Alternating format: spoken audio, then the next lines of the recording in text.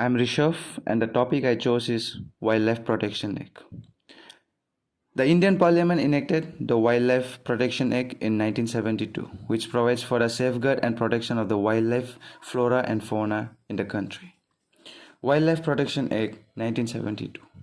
This act provides for the protection of the country's wild animals, birds, and plant species in order to ensure environmental and ecological security, among the other things. The Act lays down restrictions on hunting many animal species. The Act was last amended in the year 2006. An amended bill was introduced in the Rajya Sabha in 2013 and referred to a standing committee, but it was withdrawn in 2015. Next is Constitutional Provisions for the Wildlife Act. Article 48A of the Constitution of India directs the state to protect and improve the environment and safeguard wildlife and forest. The article was added to the Constitution by the 42nd Amendment in 1976. Article 51A imposes certain fundamental duties for the people of India. One of them is to protect and improve the natural environment, including forests, lakes, rivers, and wildlife, and to have a compassion for living creatures. Next is History of Wildlife Protection Legislation in India. The first such law was passed by the British Indian government in 1887 and called the Wild Birds Protection Act 1887. The law sought to prohibit the possession and sale of specified wild birds that were either killed or captured during a breeding season. The second law was enacted in 1912, called the Wild Birds and Animals Protection Act. This was amended in 1935 when the Wild Birds and Animals Protection Amendment Act 1935 was passed. During the British Raj, the Wildlife Protection Act was not accorded a priority. It was only in 1960 that the issue of protection of wildlife and the prevention of certain species from becoming extinct came into the fore.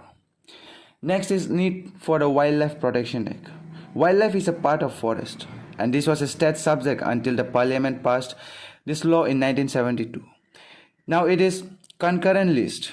Reasons for a national-wide law in the domain of environment, particularly wildlife, include the following. India is a treasure trove of varied flora and fauna.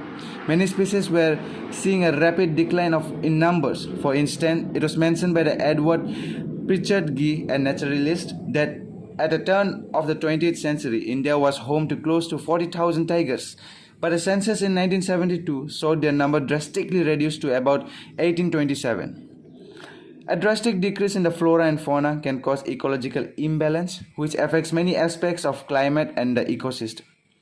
The most recent act passed during the British era in the regard was the Wild Birds and Animals Protection 1935.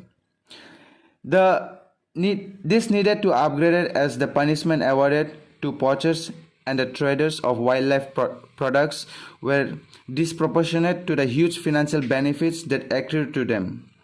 There were only 5 national parks in India prior to the enactment of this act.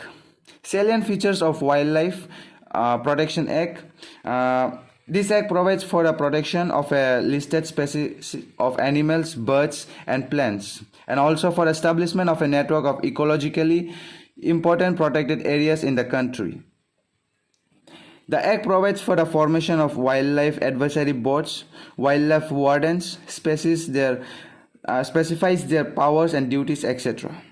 It helped India becoming a party to the Convention of International Trade in the Endangered Species of a Wild Fauna and Flora. CITES. CITES is a multilateral treaty with the objective of protecting endangered animals and plants. It is also known as the Washington Convention and was adopted as a result of a meeting IUCN members. For the first time, a comprehensive list of the endangered wildlife of the country was prepared. The Act prohibited of hunting endangered species. Scheduled animals are prohibited from being traded as per the Act's prohibitions. The Act provides for the licenses for the sale, transfer, and possession for some wildlife species. It provides for the establishment of wildlife sanctuaries, national parks, etc. Its provisions paved the way for the formation of Central Zoo Authority. This the central body responsible for the oversight of zoos in India. It was established in 1992. The National for Wildlife was constituted as a statutory organization under the provisions for the Act. This is an advisory board that offers advice for the central government on issues of wildlife conservation in India. It also the apex body to the review and approve all matters related to wildlife projects of national parks, sanctuaries, etc. Next is the chief function of the board is to promote the conservation and the development of wildlife forest. The Act also provides the establishment of the National Tiger Conservation Authority. It is a statutory body of the Ministry of Environment, Forest and Climate Change with an overall supervisory and coordination part performing capacities as given in the Act. Its mandate is to strengthen tiger conservation in India. It gives statutory authority to Project Tiger, which was launched in 1973 and has put the endangered tiger on a guaranteed path of revival by protecting it from extinction. Next is protected areas under Wildlife Protection Act. There are 5 types of protected areas as provided under the Act. They are described below. Sanctuaries. Sanctuaries is a place of refuge where injured, abandoned and abused wildlife is allowed to live in peace in their natural environment without any human intervention. They are naturally occurring areas where endangered species are protected from poaching, hunting and predation. Here animals are not bred for commercial exploitation. These species are protected from any sort of disturbance. Animals are not allowed to be captured or killed inside the sanctuaries. A wildlife sanctuary is declared by the state government by notification. Boundaries can be altered by a resolution of the state legislature.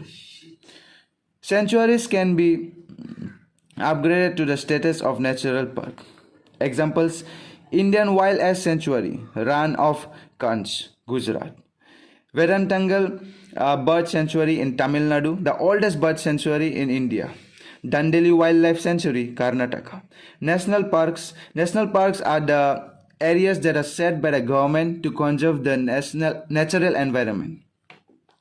Next is a natural park has more restrictions as compared to the wildlife sanctuary. Natural parks can be declared by the state government by notification. No alteration of the boundaries of a national park shall be made except on a resolution passed by the state legislature. The main objective of a national park is to protect the natural environment of the area and biodiversity conservation. The landscape, fauna and flora are present in the natural state in national parks. The boundaries are fixed and defined. Here no human activity is allowed. Grazing of livestock and private tenurial rights are not permitted here. Species mentioned in the schedules of the Wildlife Act are not allowed to be hunted or captured. Conservation reserves. The state government may declare an area, particularly those adjacent to sanctuaries or parks, as conservation reserves after consulting with local communities. Tiger reserves. These areas are reserved for the protection and conservation of tigers in India. They are declared on the recommendations of National Tiger Conservation Authority. Thank you.